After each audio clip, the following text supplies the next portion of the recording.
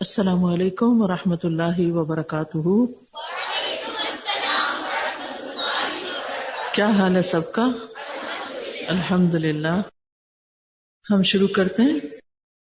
نحمده ونصلی علی رسولہ الکریم، اما بعد فاعوذ باللہ من الشیطان الرجیم، بسم اللہ الرحمن الرحیم۔ رب اشرح لی صدری ویسر لی امری واحلل عقدۃ من لسانی یفقہوا قولی۔ ہم سب جانتے ہیں کہ اللہ سبحانہ و تعالیٰ ہی ہمارا خالق ہے، ہمارا مالک ہے، اسی نے ہمیں پیدا کیا ہے، اسی کی طرف ہم نے لوٹ کے جانا ہے۔ یہ زندگی تو ہمارا امتحان لینے کے لیے ہے کہ ہم مختلف سچویشنز میں کرتے کیا ہیں، کس طرح بہیو کرتے ہیں، کیا سوچتے ہیں، کیا بولتے ہیں، کیا کرتے ہیں۔ خوشی کا موقع ہے تو کیا کرتے ہیں، غم کا موقع ہے تو کیا کرتے ہیں، بھوک لگے تو کیا کرتے ہیں، غصہ آئے تو کیا کرتے ہیں، کسی سے ناراض ہو تو کیا کرتے ہیں، کسی سے دوستی ہو تو کیا کرتے ہیں، کسی سے محبت ہو تو کیا کرتے ہیں، کسی سے نفرت ہو تو کیا کرتے ہیں۔ یہ سارے ہمارے امتحان ہیں۔ ہر لمحہ ہمارا عمل دیکھا جا رہا ہے، ہم کر کیا رہے ہیں، اور پھر ایک دن ہم نے واپس اللہ رب العزت کے پاس جانا ہے۔ پھر ہمارا یہ پرچہ کھولا جائے گا کہ ہم کیا لے کر آئے ہیں، اور اس میں سے وہی نکلے گا جو ہم نے کیا ہوگا۔ کوئی مکس اپ ہونے کا بھی چانسز نہیں کہ کسی اور کا میرے پاس آ جائے، میرا اعمال نامہ کسی اور کے پاس چلا جائے۔ ہم میں سے ہر ایک نے جو کیا ہوگا وہی بھرے گا۔ لہٰذا یہ زندگی بہت سوچ سمجھ کے گزارنی چاہیے، بہت احتیاط کے ساتھ گزارنی چاہیے۔ کہیں ایسا نہ ہو کہ ہم کوئی ایسی مسٹیک کر بیٹھیں کہ ہمیں بھرنی پڑ جائے، کوئی نقصان کر بیٹھیں جو دینا پڑ جائے، بھرنا پڑ جائے۔ قرآن مجید کی ایک آیت ہے، سورۃ التحریم کی آیت ہے، یا ایھا الذین آمنوا قوا انفسکم واہلیکم نارا وقودها الناس والحجارہ علیہا ملائکۃ غلاظ شداد لا یعصون اللہ ما امرہم ویفعلون ما یؤمرون۔ اس کا ترجمہ ہے، اے ایمان والو، تم اپنے آپ کو اور اپنے گھر والوں کو دوزخ کی آگ سے بچاؤ، جس کا ایندھن انسان اور پتھر ہیں، جس پر تند خو اور مضبوط قوی فرشتے متعین ہیں کہ نہ وہ کسی پہ رحم کرے نہ کوئی ان کا مقابلہ کر کے بچ سکے، جو اللہ کی نافرمانی نہیں کرتے کسی بھی بات میں جو وہ ان کو حکم دیتا ہے، اور جو کچھ ان کو حکم دیا جاتا ہے اس کو فوراً بجا لاتے ہیں۔ تو اس آیت میں آپ دیکھ رہے ہیں کہ خطاب کس سے ہے؟ مجھ سے اور آپ سے، جو ایمان لانے کا دعویٰ کرتے ہیں کہ اے ایمان والو، کرنے کا کام کیا ہے؟ اپنے آپ کو بچا لو۔ یعنی ہم میں سے ہر شخص اپنی فکر کرے، اپنے آپ کو بچائے، یہ نہ دیکھے دوسرے کیا کر رہے ہیں تو چلے اگر وہ غلط کر رہے ہیں تو ہم بھی غلط کر لیں۔ نہیں، ہم میں سے ہر ایک کو اپنی فکر پہلے ہونی چاہیے اور دوسروں کی بعد میں ہونی چاہیے، اور دوسرے اگر غلط کر رہے ہوں تو ان کو فالو نہیں کرنا چاہیے، ان کو کاپی نہیں کرنا چاہیے، بلکہ ان کی اصلاح کرنی چاہیے، ان کی خیرخواہی کرنی چاہیے، نہ کہ ان کے غلط طرز عمل سے ایک بہانہ بنا لیں، بہانہ ڈھونڈ لیں کہ وہ بھی تو غلط کر رہے ہیں تو اس لیے میں نے کر لیا تو کیا ہوا۔ نہیں، ہر ایک کا معاملہ اس کے رب کے ساتھ ہے، اور رب ہی ہمیں یہ بتا رہا ہے کہ اے لوگوں جو ایمان لائے ہو، اپنے آپ کو آگ سے بچاؤ۔ تو ہمیں غلط راستے پہ جا کے آگ کے گڑھے میں نہیں گرنا، ہم نے اپنے آپ کو اس سے بچانا ہے، اس کی پوری ہم نے کوشش کرنی ہے۔ عام طور پر ہم یہ سمجھتے ہیں کہ آگ تو کافروں کے لیے اور ہم تو مسلمان ہیں، اس لیے ہمیں کیا فرق پڑتا ہے، ہم جو مرضی کر لیں، اور یہ سوچ کے ہم نے ہر چیز کو اپنے لیے جائز اور حلال کر رکھا ہے اور اپنی فکر کرنی چھوڑ دی ہے۔ اور یہاں پر اپنی فکر کے ساتھ ساتھ وَأَهْلِيكُمْ، اہل میں بیوی بچے سبھی آتے ہیں، یعنی گھر والے آتے ہیں۔ حدیث میں آتا ہے کلکم رائن وکلکم مسئول عن رعیتہ، اور اس حدیث میں آگے جا کے آتا ہے فالمرأة راعیۃ فی بیت زوجہا ومسئولۃ عنہا، کہ عورت اپنے شوہر کے گھر میں نگران ہے اور اس سے اس کے بارے میں پوچھا جائے گا. گویا ہم سے بھی، خواتین سے بھی ان کے بچوں کے بارے میں سوال کیا جائے گا کہ ان کی کیسی تربیت کی تھی، ان کو بھی اس آگ سے خبردار کیا تھا یا نہیں، اس آگ سے بچایا تھا کہ نہیں. تو بچانے کے لیے سب سے پہلے تو بتانا ہوتا ہے نا. آج کل سردیاں ہیں، ہیٹر لگے ہوئے ہیں، جن کے بچے چھوٹے ہیں وہ سارا دن کس بات کا خیال رکھتی ہیں؟ یا تو ہیٹر کہیں اونچی جگہ پہ رکھو. کچھ گھروں میں نے دیکھا وہ کتنے اونچے اونچے لٹکے ہوئے ہوتے ہیں ہیٹر کہ نیچے نہیں، کہ بچے چھوٹے ہیں تو ہاتھ دے دیں گے اس میں. یا پھر نگاہ رکھتے ہیں اور بچے کو بتا، دیکھو اس کے قریب نہیں جانا، آگ ہے، آگ جلا دے گی، گرم ہے. کھانا پکا رہے ہوں تو قریب نہیں جانے دیتے. گرم کپ آف ٹی ہو تو وہ بھی ہم بچے کو کہتے نہیں اس کو نہیں ٹچ کرنا، ہاتھ جل جائے گا. بتاتے ہیں نا ہم سب. ایسے ہی ہمارے اوپر فرض ہے کہ ہم اپنے بچوں کو آگ کے بارے میں بتائیں اور اس سے بچنے کی تلقین بھی کریں کہ بچوں آگے بھی جانا ہے اور وہاں پر ہمارا امتحان ہوگا، ہمارا اعمال نامہ پرکھا جائے گا اور پھر اس کے مطابق ہمیں اگلا ٹھکانہ ملے گا. آگے دو جگہوں میں سے ایک جگہ ہے، یا جنت کے باغ ہے یا جہنم کا گڑھا ہے. تو ہم نے اس کے بارے میں کیا کرنا ہے یہ سوچ کے رکھنا. اور پھر یہ یہاں پر آپ دیکھیں کہ فرمایا وقودها الناس والحجارہ، وہ آگ بھڑکائی جائے گی دو چیزوں سے، ایک انسانوں سے اور ایک پتھروں سے. پتھر کی آگ بہت سخت ہوتی ہے اور پھر اس میں انسان بھی بطور ایندھن جلیں گے، یعنی ان سے آگ لگائی بھڑکائی جائے گی. کبھی سوچے نا، اگر آپ نے کبھی دیکھا ہو کسی لکڑی کے اندر سے آگ کے شعلے نکلتے، ایسے ہی لوگوں کو جب آگ میں ڈالا جائے گا ان کے جسم کے اندر سے شعلے بھڑک رہے ہوں گے تو کیا حال ہوگا. اس آگ سے ڈرایا جا رہا ہے، خبردار کیا جا رہا ہے. اور پھر یہ کہ صرف یہ نہیں کہ آگ بھڑکا کے چھوڑ دی گئی، بلکہ اس آگ پر فرشتے بھی مسلط، اور وہ فرشتے ہیں بھی بڑے ہی سخت قسم کے. فرشتوں کی بھی قسمیں ہیں، تعداد تو انگنت ہے، ہمارے تو گنتی بھی نہیں، لیکن یہ کہ ان میں درجات ہیں ان کے، اور ان کی خصوصیات قرآن مجید سے پتہ چلتی ہیں اور احادیث سے بھی. تو فرشتوں کے بارے میں بھی ہمیں جاننا چاہیے کیونکہ ہمارے ایمان کا ایک حصہ ہے. ان فرشتوں پر ایمان لائے بغیر ہمارا ایمان مکمل نہیں ہوتا. ہمیں اپنے بچوں سے پوچھنا چاہیے کہ ان کو فرشتوں کے بارے میں کیا پتہ ہے، کیا جانتے ہیں وہ. ان کو تو تب بتا سکیں گے نا اگر خود ہمیں پتا ہوگا تو اس لیے ماؤں کے لیے علم حاصل کرنا بہت ضروری ہے کہ وہ اپنے دین، اپنے ایمان کی حفاظت کریں اور اپنے بچوں اور اپنے نسلوں کے ایمان کی بھی حفاظت کریں. تو وہاں پر انسان اور پتھروں کی آگ اور اس پہ فرشتے مقرر جو بڑے ہی سخت گیر ہیں، غلیظ سے، غلیظ غلظہ سے، غلظہ کہتے ہیں سختی کو، بڑے سخت گیر قسم کے، سخت دل قسم کے جیسے کہتے ہیں نا.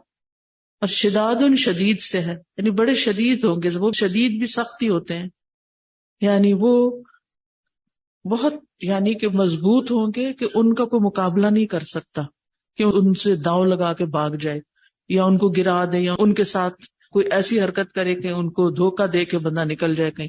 ایسا کچھ بھی نہیں، نہ وہ کسی سے دھوکہ کھانے والے ہیں، نہ کوئی ان کو مغلوب کر سکتا ہے، بلکہ ان کی پکڑ بڑی سخت ہوگی. کسی پر رحم نہیں کریں گے، وہ کوئی ان کا مقابلہ نہیں کر سکتا. اور وہ ایسے فرشتے ہیں لا یعصون اللہ، جو اللہ کی نافرمانی نہیں کرتے، ما امرہم، جو بھی وہ انہیں حکم دے دے. اللہ تعالیٰ جن کے بارے میں کہے گا ان کو آگ میں ڈالے رکھو، ڈالے رکھو. جن کے بارے میں حکم دے گا کہ ان کو یہاں سے اب نکال دو تو نکال دیں. جیسے اللہ کا حکم ہوگا وہ اس کے مطابق کریں گے. وہ اللہ کے بڑے ہی وفادار ہیں. ان کو انسانوں سے نہیں کوئی ہمدردی، ان کو اللہ سبحانہ تعالیٰ کے احکام ہی کی فکر ہے کہ ہمیں کیا حکم ملتا ہے. وہ یفعلون ما یؤمرون، جو حکم ملتا ہے کرتے جاتے ہیں، رکتے نہیں. وہ انسانوں کی طرح نہیں ہے، یعنی انسانوں کی طرح نہیں ہے کہ وہ کوئی بات مان لی اور جو بات مشکل لگی تو اس کو چھوڑ دیا. ایسا نہیں کرتے. وہ سب کچھ کرتے ہیں جو بھی ان کو کہا گیا ہے. تو اس آیت سے کیا پتہ چلتا ہے کہ سارے مسلمان اپنے آپ کو اور اپنے اہل و عیال کو جہنم کی آگ سے بچانے کی فکر کریں. کیونکہ وہاں جا کر نہ کوئی رشوت کام آئے گی، نہ سفارش کام آئے گی، نہ ہی کوئی کسی کو بدلے میں دے سکے گا، نہ ہی کسی کا کوئی فون آئے گا وہاں کہ اس کو چھوڑ دو، اس مجرم کو. اور حساب سخت ہے، معاملہ سخت ہے. اب سوال یہ پیدا ہوتا ہے کہ کیسے بچایا جائے. ایک روایت میں آتا ہے کہ جب یہ آیت نازل ہوئی، یہ قرطبی نے روح المعانی میں یہ بات کہی ہے کہ یہ آیت جب نازل ہوئی تو حضرت عمر بن خطاب نے عرض کیا، یا رسول اللہ صلی اللہ علیہ وسلم، اپنے آپ کو تو جہنم سے بچانے کی فکر سمجھ میں آتی ہے کہ ہم گناہوں سے بچیں اور اللہ کے حکم کی پابندی کریں، مگر اہل و عیال کو ہم کس طرح جہنم سے بچائیں؟ تو آپ نے فرمایا کہ اس کا طریقہ یہ ہے کہ اللہ تعالیٰ نے تمہیں جن کاموں سے منع کیا ہے ان کاموں سے ان سب کو بھی منع کرو، یعنی جو چیز اپنے لیے کرتے ہو وہی ان کو بھی، اور جن کاموں کا تمہیں حکم دیا جا رہا ہے ان کے کرنے کا اہل و عیال کو حکم دو، تو یہ عمل ان کو جہنم کی آگ سے بچا سکے گا. مثلاً آپ نماز پڑھتے ہیں تو کیا کریں؟ گھر والوں کو بھی نماز کے لیے جگائیں، ان کو بھی بتائیں، ان کو بھی اٹھائیں. آپ خود سچ بولتے ہیں تو ان کو بھی سچ بولنے کا کہیں. آپ خود صدقہ خیرات کرتے ہیں تو بچوں سے بھی کروائیں، گھر والوں کو بھی اس کی طرف توجہ دلائیں. آپ خود دین کی تعلیم حاصل کر رہے ہیں تو اپنے بچوں کو کہیں کہ وہ بھی تعلیم حاصل کریں، بلکہ جو آپ سیکھتے ہیں ان کو بھی بتایا کریں، ان کو بھی ساتھ ساتھ سکھایا کریں، ان کے ساتھ ضرور ڈسکس کیا کریں، کیونکہ ان کے بارے میں پوچھا جائے گا. اچھا، عام طور پہ مشکل کیا پیش آتی ہے کہ بچے پاس نہیں بیٹھتے. آج کل کے بچے بہت مصروف ہیں، ان کی اپنی دنیا، ان کی اپنی مصروفیات ہیں، اور اگر بڑے ہو جائیں تو اور مصروفیات، پھر شادی ہے، ان کے اپنے بچے، ان کے اپنے گھر، انڈیپینڈنٹ لائف، پھر تو اور بھی ہاتھ سے نکل جاتے ہیں. لیکن جن کے بچے چھوٹے ہیں ان کے پاس بڑا وقت ہے ابھی بھی کہ وہ اس معاملے میں لازماً وقت نکالیں، بالکل غفلت نہ برتیں. اس لیے کہ اگر آپ نے غفلت برتی تو آپ سے پوچھ ہوگی، کیونکہ فالمرأة راعیة فی بیت زوجہا ومسئولۃ عنہا، عورت ذمہ دار ہے، عورت نگران ہے، عورت سے سوال ہوگا، عورت کی بھی پوچھ ہوگی. اب یہ نہیں کہ سارا کچھ ایک ہی دن میں ہم نے بتا دینا، یہ ایک دن بہت کچھ بتا دیا اور پھر کافی دن کے لیے بھول گئے. اس کا کوئی اسکیڈول بنائیں، آپ وقت مقرر کریں.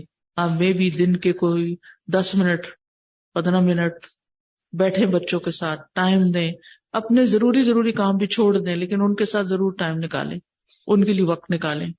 دور ہیں تو میسج کے ذریعے، قریب ہیں تو ملاقات کے ذریعے. اگر روز نہیں بیٹھ سکتے تو ہفتے میں ایک دن تو بنا لیں کہ یہ ہمارا فیملی ڈے ہے، اس میں ہم کھانا بھی اکٹھے کھائیں گے، اس میں ہم بیٹھ کے آپس میں بات چیت بھی اکٹھی کریں گے، اور اس میں ذات، گھر، خاندان کی مصلحتوں کی بات بھی کریں، اور اس میں کہیں کہ ہم سب، میرا بھی یہ قرآن ہے، آپ کا بھی ہے. کیونکہ ماں باپ کہتے ہیں آپ ہمیں نصیحت کر، نہیں، یہ ہم سب کے لیے کامن چیز ہے. اور دعویٰ کا طریقہ یہ کہ کامن گراؤنڈز پہ بات کرو کہ ہم سب اکٹھے بیٹھ کے پڑھیں گے. ایک بچے سے آیت پڑھوا لیں، ایک بچے سے ترجمہ پڑھوا لیں، ایک بچے سے کہیں کہ کیا سمجھ آیا، اور پھر خود ان کو بتائیں، یا پھر کسی اسکالر کی کوئی آڈیو لگا کر بیٹھ کر ان کو 10 منٹ کے لیے 15 منٹ کے لیے سنوا دیں. پھر آہستہ آہستہ انٹرسٹ ڈیولپ کریں، اچھی کتابیں لیں. ایک تو یہ کہ ہم مہنگے مہنگے سوٹ لے لیتے ہیں لیکن اچھی کتابیں خریدنے کے لیے ہمارے پاس پیسے نہیں ہوتے. مجھے کوئی بتا رہی تھی کہ انہیں اپنے رشتے دار کے لیے کوئی کپڑے خریدنے تھے، تو وہ کسی کپڑے کی دکان میں گئی تو کہتے تھے اتنا رش تھا کہ اندر جانا ہی مشکل تھا. کہتی میں تو وہیں سے پلٹ آئی. تو اس میں سوچتی ہوں کہ ہر سال ہمیں کتنے کپڑے خریدنے کی ضرورت رہتی ہے؟ کیا پہلے سارے پھٹ کے ختم ہو جاتے ہیں کہ ہمیں پھر نئے چاہیے؟ اب تو کپڑے بھی ایسے بنتے ہیں کہ بہت جلدی نہیں، نہ ان کے رنگ خراب ہوتے ہیں اور نہ ہی ان کے، بس یہ ہے ایک چیز نہیں رہتی اور وہ ہے ان کے ڈیزائن بدل جاتے ہیں. اب ظاہر ہے کہ جن کا بزنس ہے انہوں نے تو ہر سال کچھ کمانا ہے نا، وہ تو نئے رنگ بھی لائیں گے، نئے ڈیزائن بھی لائیں گے، لیکن ضروری تو نہیں کہ وہ سارے آپ کی بھی ضرورت ہو. تو ان چیزوں کو خریدنے کے لیے ہم وقت بھی نکالتے ہیں، ہم دھکے بھی کھاتے ہیں، ہم پیسے بھی لگاتے ہیں، لیکن اگر ایک کتاب خریدنی پڑ جائے تو ہمارے لیے مشکل ہوتا ہے. ہم ایک دفعہ اٹھاتے ہیں، رکھتے ہیں، الٹتے پلٹتے، یہ خریدنی بھی چاہیے کہ نہیں خریدنی. اور اس طرح ہمارے گھر میں جو کام کی چیز ہے وہ نہیں ہوتی. پھر اگر اس طرح کا کہیں سے درس سن کے آتے ہیں، ہاتھ میں کچھ ہوتا ہی نہیں، اب بچوں کو بتائیں تو کہاں سے بتائیں؟ ہم خود تو نہ حافظ ہیں نہ علامہ ہیں، ہم سب کا یہی حال ہے. ہمیں کتنی چیزیں یاد ہیں، درس سنے تو اس وقت لگتا ہاں یہ سب پتہ ہے ہمیں، لیکن جب سن کے گھر جاتے ہیں کیا پڑھا تھا وہ ایک بات بھی یاد نہیں ہوتی بعض اوقات. تو اس لیے ضروری ہوتا ہے کہ کتاب ہمارے پاس ہو اور اچھی اچھی کتابیں ہمارے ساتھ ہوں، اور قرآن کا اچھا سلیس ترجمہ ہو. اگر بچے اردو نہیں سمجھتے انگلش میں لے لیں، اگر انگلش میں نہیں ہے اردو میں یہ آسان ہے تو اردو میں پڑھا دیں. آخری پارے سے شروع کر لیں. ینگ بوائز ہیں تو سورۃ یوسف سے شروع کر لیں، ان کا انٹرسٹ ڈیولپ ہو جائے گا. سورۃ القصص میں قصے ہیں، واقعات ہیں، وہاں سے شروع کر لیں، شروع سے شروع کر لیں. یعنی آپ زیادہ اپنے گھر کے ماحول اور ان کی نفسیات کو سمجھتے ہیں اس کے مطابق، اور اس کے ساتھ ساتھ خود اپنے سیکھنے کے لیے بھی ضرور وقت نکالیں. آپ دیکھیں کہ کہاں پر آپ کے قریب کوئی قرآن کلاس ہوتی ہے، یا کوئی برانچ ہے، یا کوئی مدرسہ ہے، یا کوئی ایسی جگہ ہے جہاں صحیح تعلیم دی جاتی ہو، تاکہ آپ بھی وہاں جا کر اچھی طرح علم حاصل کریں، جو ہم سب کے لیے ضروری ہے. بچپن کا پڑھا یاد نہیں رہتا، جوانی کا بھی سیکھا ہوا اسکول کالج میں پڑھی ہوئی اسلامیات فائدہ نہیں دے گی. علم کو تر و تازہ رکھنا پڑتا ہے، تو اس کے لیے آپ کو ایفرٹ لگانی پڑتی ہے.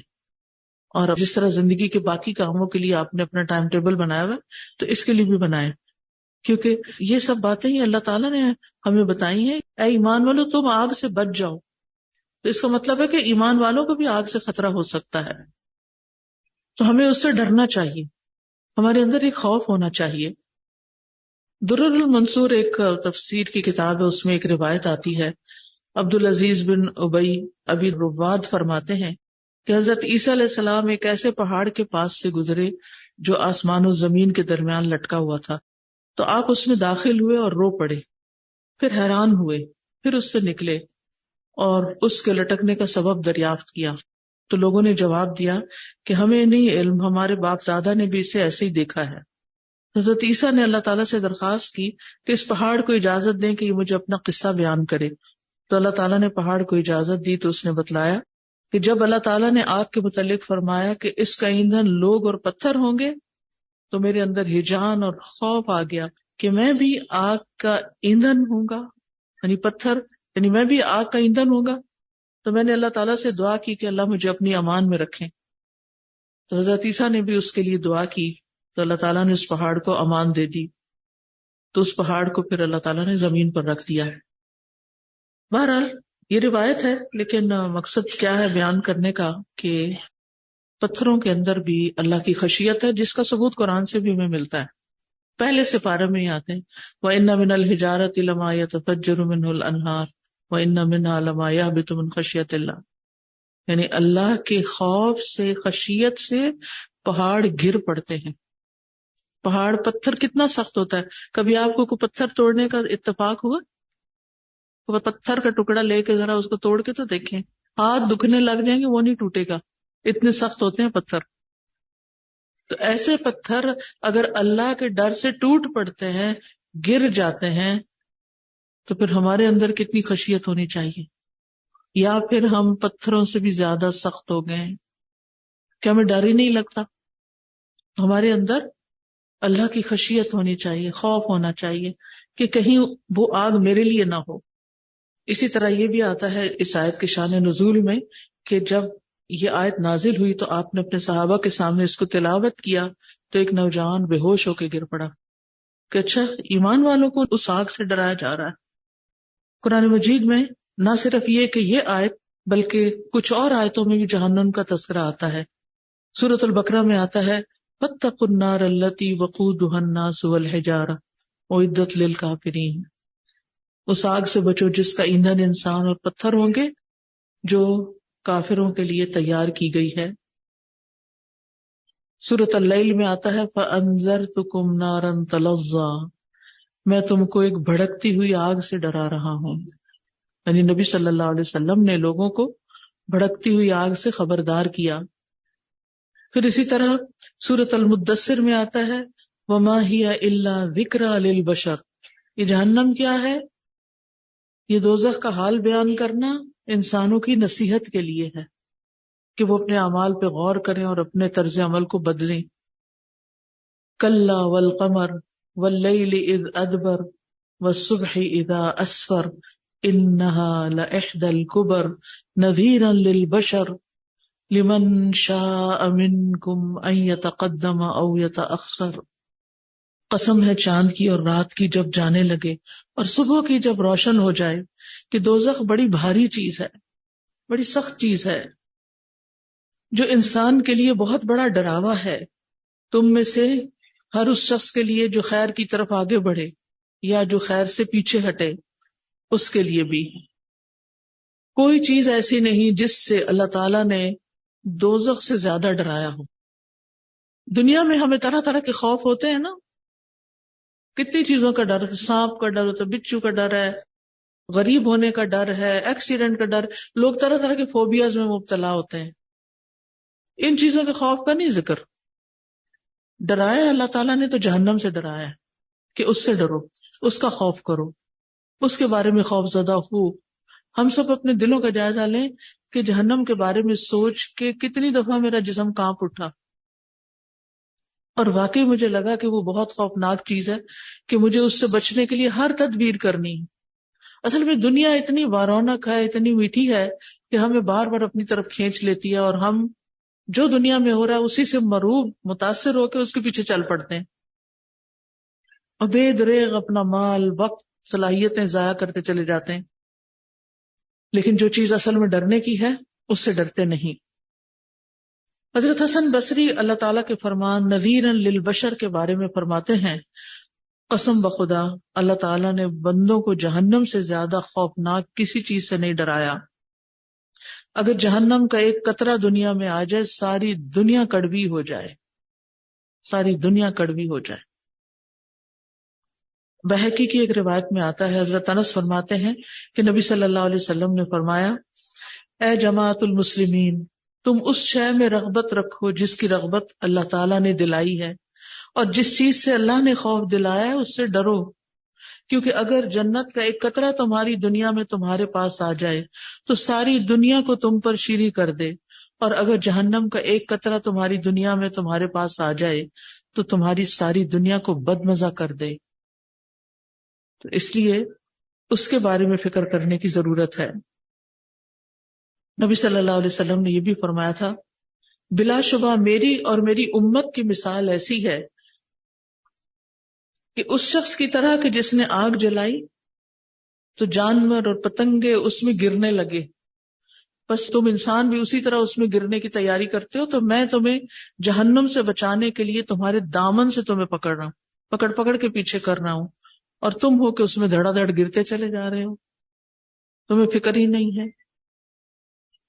نبی صلی اللہ علیہ وسلم نے اپنے قبیلے کو مخاطب کر کے فرمایا تھا اور دوزخ سے خبردار کیا تھا. جب یہ آیت نازل ہوئی وَأَنذِرْ عَشِيرَتَكَ الْأَقْرَبِينَ کہ اپنے قریبی رشتہ داروں کو خبردار کیجئے، تو رسول اللہ صلی اللہ علیہ وسلم نے قریش کو جمع کیا. جب وہ جمع ہو گئے تو آپ نے عمومی اور خصوصی طور پر تمام قبیلوں کو مخاطب کر کے فرمایا، اے بنو کعب اپنے آپ کو آگ سے بچاؤ، اے بنو مرہ بن کعب اپنے نفسوں کو آگ سے بچاؤ، اے بنو عبد شمس اپنے نفسوں کو آگ سے بچاؤ، اے بنو عبد مناف اپنے نفسوں کو آگ سے بچاؤ، اے بنو ہاشم اپنے نفسوں کو آگ سے بچاؤ، اے بنو عبد المطلب اپنے نفسوں کو آگ سے بچاؤ، اے فاطمہ بنت محمد اپنے نفس کو آگ سے بچا. بلا شبہ میں اللہ سے کسی چیز کا تمہارے لیے مالک نہیں، یعنی تم میرے رشتہ دار ضرور ہو لیکن تمہارے بارے میں فیصلہ اللہ ہی کا ہوگا، اس لیے اپنے آپ کو آگ سے بچاؤ، اس کی فکر کرو. آپ صلی اللہ علیہ وسلم ان سب کو اسلام کی دعوت دے رہے تھے اس وقت. پھر اسی طرح حدیث میں آتا ہے کہ جنت کو اپنی پوری کوشش کے ساتھ طلب کرو، یعنی صرف خواہش و تمنا نہ رکھو کہ ہمیں جنت مل جائے کہ کاش ہمیں جنت مل جاتی، بلکہ کیا کرو، اپنی پوری جد و جہد کے ساتھ طلب، یعنی اس کے لیے محنت بھی کرو اور دعا بھی کرو. اور صرف کبھی کبھار دعا نہیں، ہر روز ایک اصول بنا لیں یا ایک چیز اپنے ساتھ باندھ لیں. کوئی زیادہ ٹائم نہیں لگتا، گھڑی دیکھ کے 3 دفعہ کہیں اللہم انی اسألک الجنت واعوذ بک من النار، اللہم انی اسألک الجنت واعوذ بک من النار، اللہم انی اسألک الجنت واعوذ بک من النار۔ حدیث میں آتا ہے جو انسان 3 دفعہ جنت کا سوال کرتا ہے اس کے لیے جنت لکھ دی جاتی ہے، اور جہنم سے کوئی 3 دفعہ بچنے کی دعا کرتا ہے تو اللہ تعالیٰ بچا لیتا ہے۔ اب یہ دعا یہ نہیں کہ زندگی میں 1 دفعہ پڑھ لی تو کافی ہے، اب جنت پکی ہوگی، جہنم سے بچ گئے۔ ہر روز تو ہم غلطیاں کرتے ہیں، لہٰذا ہر روز پڑھنے کی ضرورت ہے۔ سجدے میں انسان سب سے زیادہ اللہ تعالیٰ کے قریب ہوتا ہے، تو اس لیے کوشش کریں کہ کسی بھی نماز کے سجدے میں 3 دفعہ، یعنی یا تو ایک سجدے میں ایک دفعہ پڑھتے جائیں، جیسے 4 رکعتوں کی نماز، یعنی ایک سجدے میں پڑھ کے تو آرام سے آپ اس کو پورا کر سکتے ہیں۔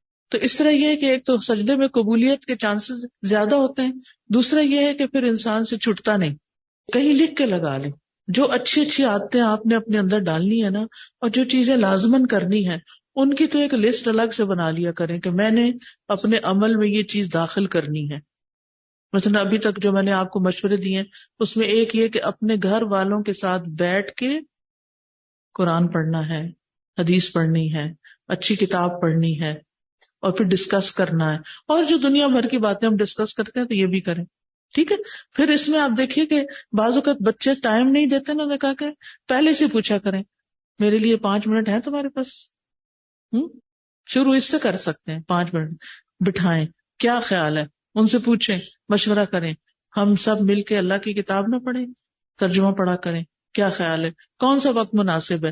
جب بچوں سے آپ مشورہ کرتے ہیں نا پھر وہ اس کام کو اون کر لیتے ہیں، لیکن جب ہم آرڈر کرتے ہیں ہم یہ اور یہ اس وقت کرنے والے ہیں، وہ سنی انسنی کر دیتے ہیں، مینٹل بلاک ہو جاتا ہے ان کو، کیونکہ ہر وقت ان کو ہدایات مل رہی ہوتی ہیں، جو سمجھتے ہیں اور ہدایات کی طرح یہ بھی ایک ہدایت ہے، کریں یا نہ کریں۔ انہیں کہ آپ بتا دیں، پوچھے کرنا چاہیے بھی کہ نہیں کرنا چاہیے۔ وہ یہ تو نہیں کہیں گے کہ نہیں کرنا چاہیے، ظاہر ہے وہ بھی مسلمان ہے، وہ یہ تو نہیں کہیں گے کہ ہمیں قرآن پڑھنے کی ضرورت نہیں، اور اگر کہیں نہیں تو انہیں کہیں کیوں نہیں پڑھنا چاہیے۔ اللہ تعالیٰ نے ہمیں ایسے ہی پیدا کر کے چھوڑ دیا، ہماری ہدایت کے لیے کچھ بھی نہیں بھیجا۔ آپ ایک بوتل بھی خریدنے جاؤ نا امریکہ کینیڈا میں تو اس کے ساتھ بھی ایک پرچی بندی بھی ہوتی ہے کہ آپ نے کیا کیا احتیاطیں کرنی ہے، اس میں کیا ڈالنا اور کیا نہیں ڈالنا، اور یہ کس مٹیریل کی ہے، اور ساری انفارمیشن۔ اتنی بڑے انسان کو دنیا میں اللہ نے بھیج دیا بغیر ہدایت کے، اور اگر اللہ نے ہدایت بھیجی ہے اور اس کے بغیر ہی ہم زندگی بسر کر رہے ہیں تو ہم کیا کر رہے ہیں؟ ہم اپنے ساتھ ظلم کر رہے ہیں۔ تو اس چیز کے لیے آپ نے دعا بھی کرنی ہے، ہر روز اپنی دعاؤں میں اپنے گھر والوں کے لیے، اپنے بچوں کے لیے ضرور دعا کیا کریں۔ اس دعا کو بھی باندھ لیں، ربنا ہب لنا من ازواجنا وذریاتنا قرۃ اعین واجعلنا للمتقین اماما۔ یعنی جب ہم تقسیم کار کر لیتے ہیں نا، یہ چیز میں نے یہاں کرنی ہے، یہ کام یہاں کرنا ہے، جیسے کچن میں آپ کام کرتے ہیں تو آپ نے ہر چیز اپنی آرگنائز کی ہوتی ہے، لہٰذا آنکھیں بند کر کے وہ چیزیں آپ کو سوچنا نہیں پڑتا، بس کرتے چلے جاتے ہیں، رہتی نہیں کوئی چیز۔ تو اسی طرح جو چیزیں زندگی میں کرنی ہے نا ان کو بس لسٹ بنا لیں، جب تک عادت نہ پڑ جائے تو چھوڑے نہیں۔ تو بہرحال جنت کو کیسے طلب کرنا چاہیے؟ پوری کوشش سے، اور جہنم سے اپنی پوری کوشش کے ساتھ دور بھاگنا چاہیے۔ جنت کے طالب سوتے نہیں اور جہنم سے بھاگنے والے بھی نہیں سوتے، کیونکہ آخرت ناپسندیدہ اشیاء کے احاطے میں۔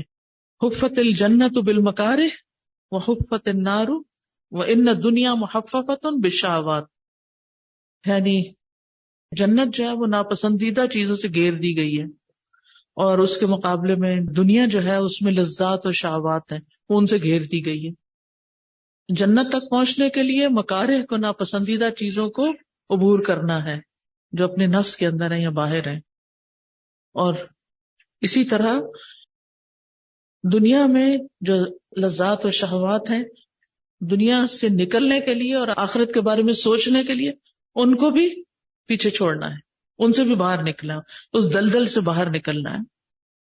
نبی صلی اللہ علیہ وسلم نے فرمایا ما رأیت مثل النار نام حاربها بلا مثل الجنت نام طالبها، میں نے آگ جیسی چیز سے بھاگنے والے کو سونے والا نہیں دیکھا، یعنی غافل نہیں دیکھا، اور جنت کی طرح کی چیز کے طلبگار کو سونے والا نہیں دیکھا، یعنی جس کو جنت کی طرف وہ غافل ہو کے سویا نہیں رہتا، بلکہ وہ اپنی نیند کا کچھ حصہ قربان کرتا ہے کچھ کرنے کے لیے. کیونکہ ان لک فی النہار سبحا طویلا، نبی صلی اللہ علیہ وسلم کو اللہ تعالیٰ نے فرمایا کہ دن میں آپ کی بہت سی مصروفیت ہے. ہم میں سے ہر شخص کی کسی نہ کسی طرح بہت مصروفیت ہوتی ہے، لہٰذا اپنی رات کے حصے میں سے، اپنی رات کی نیند میں سے کچھ حصہ نکال کے، چاہے وہ عبادت میں استعمال کریں، تعلیم سیکھنے سکھانے میں کریں. لیکن دنیا میں بھی کوئی چیز مشقت کے بغیر حاصل نہیں ہوتی، آخرت محنت اور مشقت کے بغیر کیسے حاصل ہو سکتی ہے. ابو الجوزا کہتے ہیں کہ لوگوں کا کچھ معاملہ اگر میرے سپرد کر دیا جائے، جیسے ہم کہتے ہیں نا میرا بس چلے، تو میں راستے پر ایک مینار بنواؤں، اوپر سے ہائی ٹاور بنواؤں اور اس پر چند آدمی مقرر کر دوں جو لوگوں کو یہ منادی کرتے رہیں کہ جہنم سے بچو، جہنم سے بچو. یعنی یہ یاد دہانی کرانی اتنی ضروری ہے کہ بار بار لوگوں کو بتایا جاتا رہے کہ لوگوں جہنم سے بچنا ہے. مالک بن دینار فرماتے ہیں اگر میں کچھ مددگار پاؤں تو رات کے وقت بصرہ کے مینار پر منادی کراؤں کہ جہنم کی آگ سے بچو، جہنم کی آگ سے بچو. پھر فرمایا اگر میں کچھ مددگار پاؤں تو ان کو دنیا کے میناروں کی طرف پھیلا دوں، یعنی صرف بصرہ میں نہیں پوری دنیا کے میناروں میں پھیلا دوں. وہ یہ منادی کریں کہ اے لوگو جہنم کی آگ سے بچو، اے لوگو جہنم کی آگ سے بچو. لیکن آج کون ہے یاد دہانی کرانے والا، کون ہے یہ بتانے والا؟ اس لیے ہم سب کو اپنے آپ سے بڑا پیار ہے، تو قو انفسکم، لہٰذا اپنے آپ کو سب سے پہلے تو آگ سے بچانا ہے. اور اپنے گھر والوں سے بڑا پیار ہوتا ہے، اپنے بچوں سے، بیوی سے، جو لوگ ہمارے ساتھ رہتے ہیں ان سے، لہٰذا ان کی بھی فکر کرنی ہے. قرآن مجید میں اللہ سبحانہ و تعالیٰ نے عقل مند لوگوں کی کچھ نشانیاں بتائی ہیں کہ وہ کیا کرتے ہیں. سورۃ آل عمران کے آخر میں فرمایا ان فی خلق السماوات والارض واختلاف اللیل والنہار لآیات لأولی الالباب، بلا شبہ آسمانوں اور زمین کے بنانے میں اور یکے بعد دیگرے رات اور دن کے آنے جانے میں کچھ نشانیاں ہیں. کس کے لیے؟ عقل مند لوگوں کے لیے. دن ہوتا رات ہوتی، دن ہوتا رات ہوتی، اس میں اللہ تعالیٰ نے کچھ نشانیاں رکھی، کچھ سبق رکھے ہیں. کون ہے وہ عقل والے؟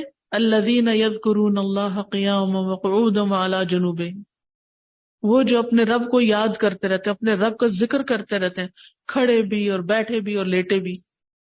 کیا ہم ہیں ایسے عقل مند کہ جو ہر حال میں اللہ کو یاد رکھیں؟ وَيَتَفَكَّرُونَ فِي خَلْقِ السَّمَاوَاتِ وَالْأَرْضِ، اور اس کے ساتھ ساتھ انہیں صرف زبانی ذکر نہیں کرتے بلکہ کیا کرتے ہیں؟ آسمان و زمین کی پیدائش میں غور و فکر کرتے ہیں، یعنی ساری اللہ کے اس نظام کائنات کو دیکھتے ہیں اور پکار اٹھتے ہیں ربنا ما خلقت هذا باطلا، اے اللہ تو نے یہ سب کچھ بیکار نہیں بنایا. فقنا عذاب النار، ہم سب کو آگ کے عذاب سے بچا لے. ربنا انک من تدخل النار فقد اخزیتہ، اے ہمارے رب تو نے جس کو آگ میں داخل کر دیا، جس کو تو نے جہنم میں پھینک دیا، اس کو تو نے رسوائی کر دیا. اس دن کی سب سے بڑی بے عزتی یہ ہوگی کہ کوئی جہنم میں چلا جائے. آپ دیکھیں کہ دنیا میں کیا ہوتا ہے، اگر ہمارا کوئی عزیز پیارا رشتہ دار دنیا میں جیل میں چلا جائے، جیل تو چھوڑیں اگر کوئی پولیس ہی پکڑ لے اس کو، تو ہمارے سے چھپاتے پھرتے ہیں کہ کسی کو پتہ نہ چلے. کیوں؟ شرمندگی کی بات ہوتی ہے نا، چاہے وہ ناحق بیچارہ پکڑا ہوا ہو. دنیا کی جیل میں جانا، دنیا کے قید خانے میں جانا، دنیا کی پکڑائی، یہ کتنی رسوائی کی بات ہے. تو جہنم کے جیل خانہ، جہنم کا قید خانہ جو ہے اس میں جانا کتنی بے عزتی کی بات. یہ نہیں کہ کہیں چھپ چھپا کے ادھر سے چپکے سے ادھر سے پھینک دے، نہیں، سب کو پتا چلے گا کہ کون جنت میں گیا کون جہنم میں. وَمَا لِلظَّالِمِينَ مِنْ أَنصَارٍ، اور وہاں ظالموں کا کوئی بھی مددگار نہیں ہوگا کہ انہیں واپس جہنم سے نکال کے اوپر پھینکے. پھر اسی طرح عقل مند لوگ کیا کہتے ہیں، کون سی دعائیں مانگتے ہیں؟ یقولون ربنا اننا آمنا فاغفر لنا ذنوبنا وقنا عذاب النار، اے ہمارے رب بے شک ہم ایمان لے آئے، تو ہمارے گناہ ہمارے لیے بخش دے اور ہمیں آگ کے عذاب سے بچا لے.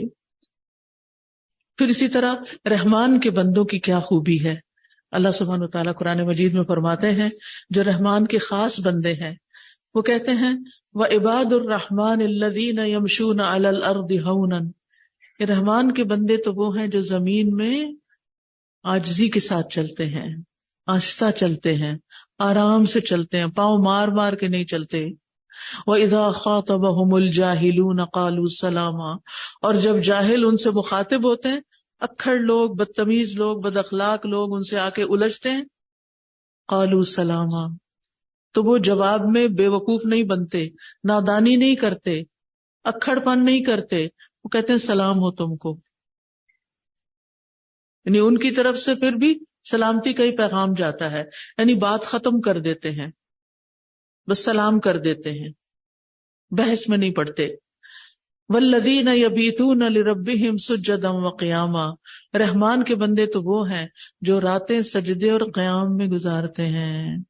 اور آج مسلمان بندے کیا کر رہے ہیں، راتیں کس چیز میں گزر رہی ہیں؟ اکثر ماؤں کی یہی کمپلینٹ ہے کہ بچے رات کو جاگتے رہتے ہیں۔ کبھی جا کے ہم نے جھانک کے دیکھا ان کے بیڈ روم میں کہ جاگ کے کر کیا رہے ہیں، کیا دیکھ رہے ہیں؟ آپ کو پتا ہے کہ دنیا کے چند ممالک ایسے ہیں جن میں سب سے زیادہ فحش چیزیں دیکھی جاتی ہیں، ننگی فلمیں دیکھی جاتی ہیں، ان میں سے ایک پاکستان بھی ہے۔ اتنی شرم کی بات ہے کہ اسلام کا نام لگا ہوا ہے ہمارے ساتھ، اور پورنوگرافی میں جو ریٹنگ ہے اس میں ہم بہت اونچے مقام پہ ہیں۔ جس قوم میں فحش پھیل جاتا ہے پھر وہ اللہ کی رحمت سے دور ہو جاتی ہے، بارشیں رک جاتی ہیں، اللہ کی رحمت دور ہو جاتی ہے نا بیسیکلی۔ تو بہت ضروری ہے کہ ہمارے گھر کی چھت کے نیچے ایسے کام نہ ہو، ہمارے بچے یہ کام نہ کریں، لیکن ایسی فلمیں بنانے والوں کو تو ہم کنٹرول نہیں کر سکتے، مگر ہم اپنی نگاہیں اور اپنے آپ کو تو کنٹرول کر سکتے ہیں نا، اور اپنے بچوں کو تو سمجھا سکتے ہیں کہ یہ آگ ہے، آگ، اس کو دیکھنا بھی آگ ہے۔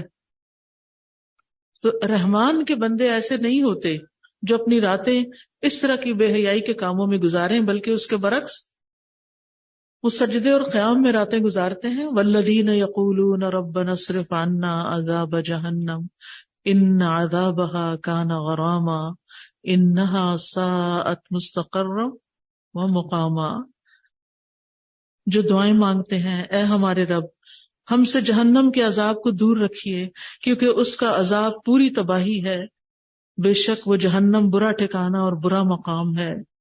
اب یہ رحمان کے وہ بندے جو زمین پہ عاجزی سے چلتے ہیں، کسی سے لڑتے جھگڑتے نہیں ہیں، راتیں سجدے اور قیام کرتے ہیں، اور پھر بھی ڈرتے ہیں اور کہتے ہیں رب ہمیں آگ کے عذاب سے بچا لے۔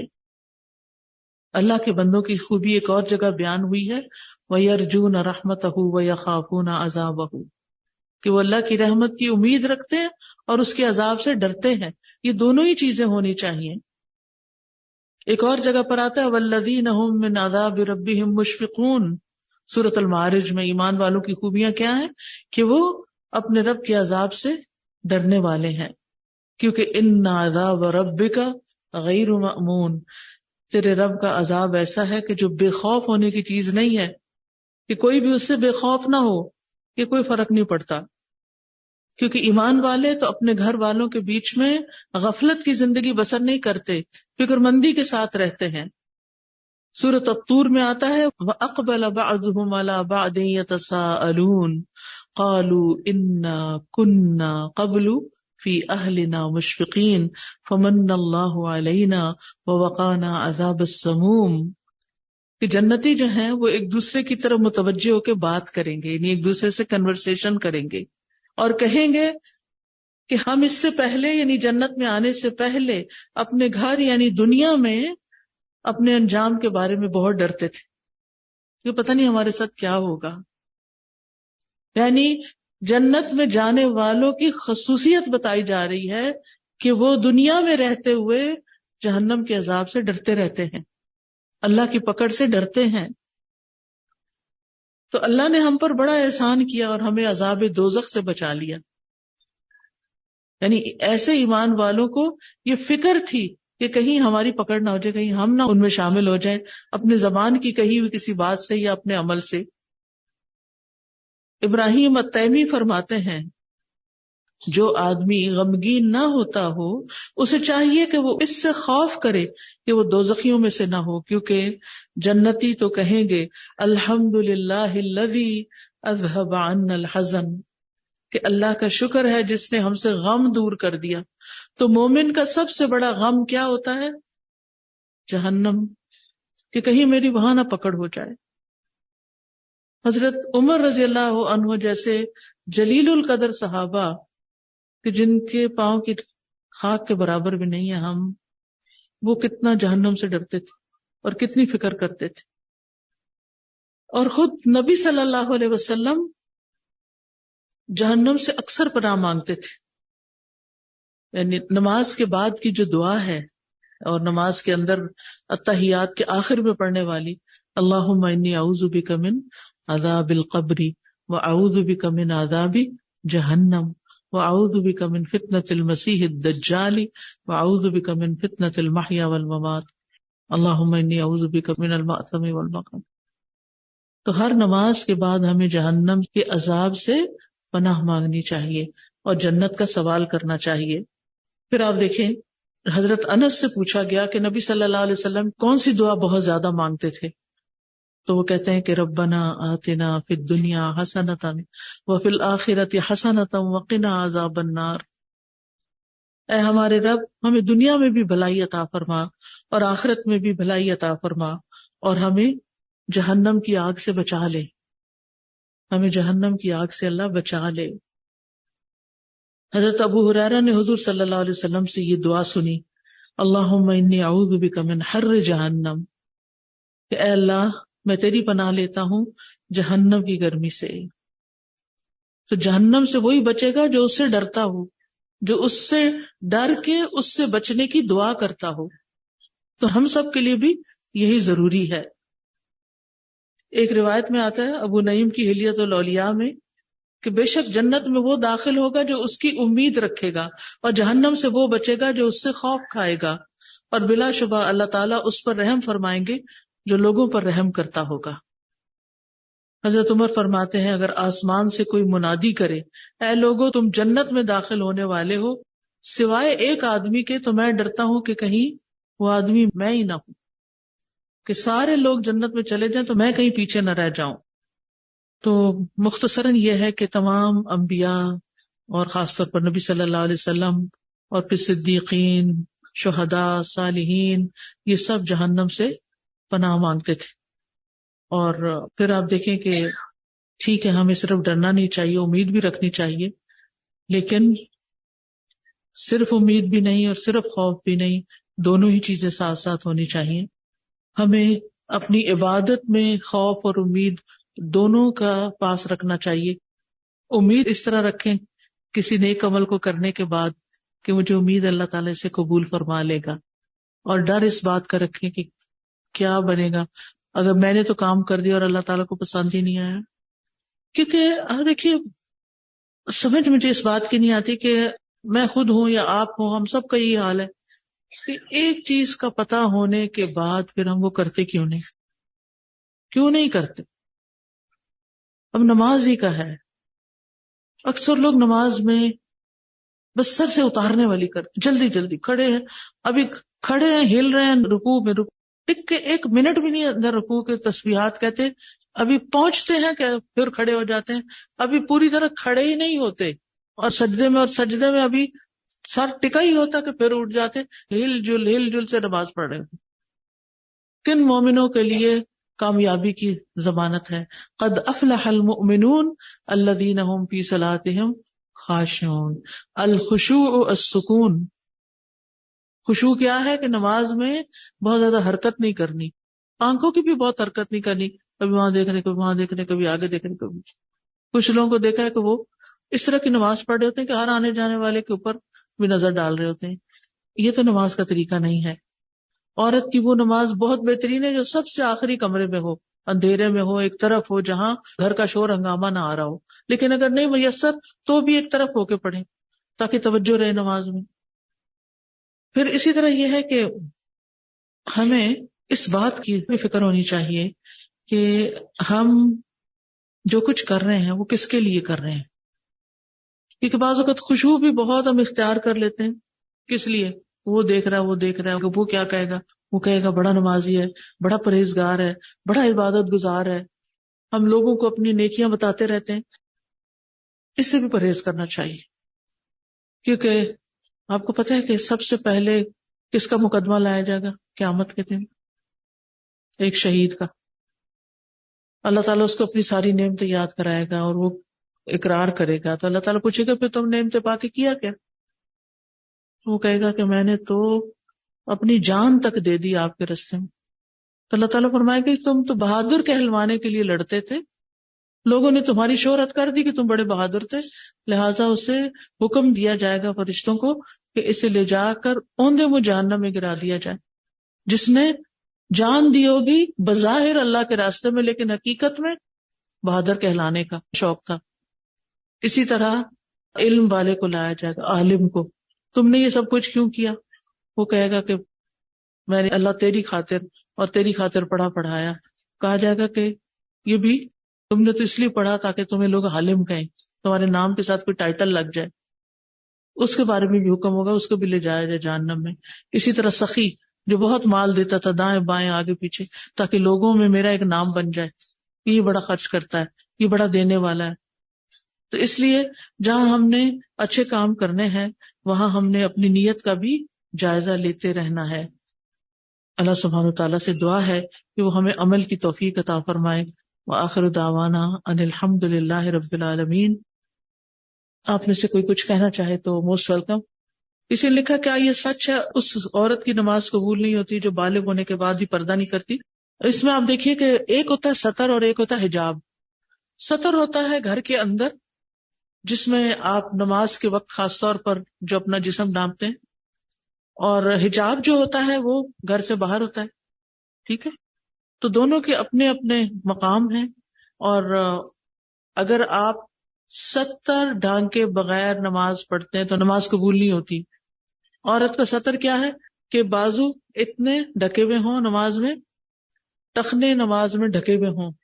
افضل تو یہ کہ سارے پاؤں ڈھکے ہوں، لیکن اگر نہیں تو کم از کم ٹخنے. جن عورتوں نے ایسی ٹائٹس جیسے پجامے پہن رکھے ہیں کہ ٹانگ کی شیپ نظر آتی ہے، اس میں نماز نہیں ہوتی. کیونکہ ایک تو ہے نا کپڑا جس میں باریک، جیسے لوگ باریزے کے چکن کے شلواریں پہن لیتے ہیں اور ان سوراخوں میں سے اندر سے جسم جھلک رہا ہوتا ہے، یا ایسے رنگ کا کپڑا پہن لیتے ہیں ہلکا پھلکا باریک کے جس میں سے اندر سے سی تھرو ہوتا ہے. ایسے کپڑوں میں بھی نماز نہیں ہوتی. اور پھر ایسے کپڑوں میں بھی نماز نہیں ہوتی کہ جو بہت ٹائٹ ہوں اور بال ننگے ہو رہے ہوں یا کان ننگے ہو رہے ہوں یا گردن ننگی ہو رہی ہو. اس لیے نماز از اے سیریس میٹر. اس میں اپنی مرضی سے کہ اللہ تعالیٰ ایسی باریک باتیں نہیں دیکھ. جس چیز کا اللہ نے خود حکم دے دیا ہے، نبی صلی اللہ علیہ وسلم نے ہمیں واضح کر دیا، اس پر ہمیں اپنی عقل کی باتیں نہیں کرنی چاہیے. جی آپ فرمائیے. استاذہ میں نے پوچھنا تھا، میری والدہ جو ہیں وہ 4 نومبر کو ان کی ڈیتھ ہوئی ہے. مسرت نہیں میرا نام ہے. تو 4 دسمبر کو میرے والد صاحب کی ڈیتھ ہو گئی ہے، 1 مہینے کے فرق سے اسی ڈیٹ. تو میں پوچھنا چاہتی ہوں کہ میں ان کے لیے کیا ایسا کروں کہ ان کو بہت زیادہ آخرت میں فائدہ ہو، کیونکہ اب وہ دنیا سے چلے گئے ہیں اور اب میں یہاں دنیا میں تو ان کے لیے کچھ نہیں کر سکتی، لیکن آخرت کے لیے میں ان کے لیے بہت کچھ کرنا چاہتی ہوں. تو پلیز آپ مجھے ان کے لیے ایک تو آپ نمازوں کی پابندی کریں، اور ہر نماز کے آخر میں جو آپ پڑھتے ہیں نا ربنا اغفر لی ولوالدی وللمؤمنین یوم یقوم الحساب، تو اگر آپ نماز کی پابندی کرتی ہیں تو یہ آپ کی دعا آپ کے پیرنٹس کو انشاءاللہ جائے گی. دوسرا یہ ہے کہ یہ دعا ہر روز کیا کریں، رب ارحمہما کما ربیانی صغیرا. اپنی زبان میں دعا کریں کہ اللہ تعالیٰ میرے والدین کی بخشش فرما، ان کے درجات بلند فرما. حدیث میں آتا ہے کہ وہاں پر جب والدین کا درجہ بلند کیا جاتا ہے تو وہ پوچھتے ہیں کہ یہ ہمارا درجہ اوپر کیا جا رہا ہے کیوں؟ بتایا جاتا ہے تمہاری اولاد کی بخشش کی دعا کی وجہ سے، ان کے استغفار کی وجہ سے. دوسرا یہ ہے کہ آپ ان کے لیے صدقہ خیرات کریں، یعنی اپنے لیے ہو سکے تو ڈیلی کریں یا جو بھی طریقہ ہو. پھر اسی طرح کسی طالب علم کو پڑھائیں، جسے قرآن پاک پڑھنے والوں کو اسپانسر کریں، دین سیکھنے والوں کو، کوئی مسجد بن رہی ہو، کوئی ادارہ بن رہا ہو اس میں کنٹریبیوشن کریں، درخت لگوائیں، اس طرح کے صدقہ جاریہ کے کام کریں. ایک پیمفلٹ ہے الہدا سے مل جائے گا آپ کو، ایصال ثواب کے طریقے، اس میں انشاءاللہ آپ کو اور بھی چیزیں نظر آ جائیں گی کیا کرنا چاہیے. جی السلام علیکم ورحمۃ اللہ وبرکاتہ. وعلیکم السلام ورحمۃ. ڈاکٹر صاحب ایک سوال آپ سے پوچھنا تھا. ہم کچھ بہنیں اکٹھی ہو کے قرآن کا ذکر کرتی ہیں الحمدللہ. اس میں ایک مشترکہ سوال یہ تھا کہ اگر ہمیں خاندانی یا معاشرتی زندگی میں اگر ہمیں کہیں سے کوئی مسئلہ مسائل آتا ہے رشتہ داروں کے، اور اگر ہم اس مسئلے کے حل کے لیے کسی سے مشورہ مانگتے ہیں تو کیا وہ چغلی اور غیبت کے زمرے میں آئے گا؟ جی اس میں یہ ہے کہ اگر آپ کسی علم والے سے، کسی سمجھ والے سے مانگتے ہیں مشورہ، پھر تو غیبت نہیں ہے، کیونکہ آپ مسئلے کا حل چاہ رہے ہیں. آپ کا مقصد ان کی برائی بیان کرنا نہیں بلکہ مسئلے کا حل چاہنا ہے. لیکن ہر ایک سے وہ مسئلہ بیان کرنا پھر غیبت ہو جائے گی، اس سے بھی اس سے بھی اس سے بھی، کیونکہ ہم فرسٹریشن کا شکار ہیں تو ہم نے اپنا وینٹ آؤٹ کرنا ہے، ہم نے بس بولنا ہے، ان پریشانی کا اظہار ہی کرتے رہنا ہے. یہ نہیں ہونا چاہیے. آپ کسی خاندان کے بڑے، کسی سمجھدار، کسی جاننے والے کے پاس جا کے اگر اپنی بات کریں گے تو انشاءاللہ خیر ہوگی. السلام علیکم استاذہ، میں نے یہ پوچھنا تھا، یہ دادا دادی اور نانا نانی کے لیے بھی ہم ایسے ہی کر سکتے ہیں صدقہ جاریہ جیسے ماں باپ کے لیے ہوتا ہے؟ جی ہاں، سب کے لیے ہو سکتا ہے. اور یہ کہ اگر کوئی انسان بڑا دکھی ہو اور وہ آپ سے کچھ شیئر کرنا چاہ رہا ہے تو اس میں اگر وہ غیبت کرنا شروع ہو جاتا ہے تو پھر اس کو کیسے روکا جائے؟ اس کو کسی اور کام لگائیں. وہ صرف بول بول کے باتیں کر کر کے دکھ نہ بانٹے. غم دور کرنے کا اور دکھ دور کرنے کا صرف ایک یہ طریقہ نہیں کہ ہم دوسروں کی برائیاں بیان کرتے رہیں. اس کے لیے کیا کرنا چاہیے؟ ان کو اچھی کتابیں دیں پڑھنے کے لیے، اچھے لیکچرز دیں سننے کے لیے، لیکن ان کی یہ عادت چھڑائیں کسی بھی طرح کہ وہ صرف ادھر ادھر کے گلے شکوے کرتی رہیں. السلام علیکم وعلیکم اساتذہ، السلام. میرا نام صدف عامر ہے. ابھی آج جو آپ نے آیت پڑھی تو مجھے ریکال ہوا کہ جو آپ نے پڑھا یا ایھا الذین آمنوا قوا انفسکم واہلیکم نارا، تو جب میں نے ایک دفعہ یہ پڑھی تو میں نے اس وقت مجھے بہت زیادہ یہ احساس ہوا کہ مجھے اپنی فیملی کے لیے کچھ کرنا چاہیے. تو میں نے اپنی فیملی کے جو بچے تھے ان سب کا ایک گروپ بنایا، اور ان سب کو، کیونکہ آپ کو پتا بچے آج کل اس طرف آتے بالکل. نہیں ہیں، تو آئی سیڈ کہ آپ میں سے جو جو یہ چیزیں یاد کرے گا میں سب کو اسٹیک کھلانے کے لیے لے کے جاؤں گی. تو وہ اس سلسلے میں نے ایک دفعہ ان کو سورۃ بقرہ کی 2 آیات آخری کروائی، ایک دفعہ ان کو جو سورۃ کہف ہے اس کی پہلی 10 آیات کروائی، اور یہ جو اللہم انی اسألک جنت الفردوس واعوذ بک من النار. تو بس یہ آپ نے آج آیت پڑھی تو میرے ذہن میں آیا کہ اگر ہم چاہیں تو کسی بھی طرح سے بچوں کی سائیکی کے مطابق بالکل انہیں اسلام کی طرف لا سکتے ہیں. بالکل لا سکتے ہیں. السلام علیکم ورحمۃ اللہ وبرکاتہ. میم وعلیکم. یہ آج کے حوالے سے، اسی آیت کے حوالے سے قوا انفسکم واہلیکم نارا، جی تو گھر والوں کو اگر بتایا جاتا ہے کہ نماز ہے تو اس کی پابندی کرنی ہے، قرآن ہے تو اس کو پڑھنا ہے، تو اب وہ نماز بھی پڑھ لیتے ہیں، قرآن بھی پڑھ لیتے ہیں، پھر اس کے بعد پھر ان کو کسی اور اچھی کتاب یا اچھی طرف ان کو بلایا جائے تو وہ آگے سے کہتے ہیں کہ ہر وقت پیچھے ہی پڑی رہتی ہیں، نماز کہا تھا وہ پڑھ لی ہے، قرآن کہا تھا وہ پڑھ لیا ہے، تو اب ہم موبائل کو نہ دیکھیں یا ہم کسی اور چیز کی طرف کیوں نہ متوجہ ہوں، جی صورت آپ میں ان سے ہمیں کیا کرنا؟ جی آپ ان سے کہیں کہ کرنے کے کام آپ نے کر لیے، بہت بہت شاباش اور بہت شکریہ آپ کا، لیکن یہ کہ اب نہ کرنے کے کاموں سے بھی بچیں، کیونکہ اگر ایک انسان دوائی بھی کھا رہا ہے اور بد پرہیزی بھی کر رہا ہے تو وہ ٹھیک نہیں ہو سکتا. تو وقت نہیں ضائع کرنا ہمیں. قرآن کی تلاوت بہت اچھی بات ہے، لیکن خالی تلاوت سے لوگوں کو سمجھ نہیں آتی. آپ میں سے ہر ایک اپنے ساتھ عہد کرے کہ خود بھی اور دوسروں کو بھی اس کے ترجمے کی طرف لائیں، کیونکہ قرآن بابرکت کتاب ہے. جہاں آتا ہے نا کتاب انزلناہ الیک مبارک لیدبروا آیاتہ، تو اس کے تدبر سے اس کی برکتیں آتی ہیں جب ہم اس پر عمل کرنا شروع کرتے ہیں. ورنہ تو لوگ حفظ کر کے نماز بھی نہیں پڑھتے بعض اوقات. نہیں، اصل ہم چیزوں کو ان کے کانٹیکس میں سمجھیں. اچھی صحبت کا مطلب یہ نہیں ہوتا کہ ہم کہیں سے ماڈل لا کے اسے گھر بٹھا لیں یا ہم اس کے گھر پہنچ جائیں یا ہم کسی، مقصد یہ ہے کہ نیکی کے کام پر ہم سب جمع ہوں. جیسے میں نے یہ طریقہ بتایا نا کہ گھر والے مل کے بیٹھیں، قرآن اکٹھے پڑھیں، آپس میں ڈسکشن کریں، تو وہ آپ کی ایک نیک صحبت ہی ہو جائے گی. اور اچھے ماڈلز کے لیے صحابہ کے قصے پڑھیں، سیرت کی کتابیں پڑھیں. ٹھیک ہے، جب آپ وہ پڑھیں گے تو ان میں ایسے لگے گا جیسے آپ ان کو سامنے دیکھ رہے ہیں. رائٹ؟ یعنی کسی چیز کو ہم نے مسئلہ نہیں بنانا کہ کوئی ہے نہیں تو اب ہم تو کچھ نہیں کر سکتے، جہاں ہے وہاں سے لے لیں.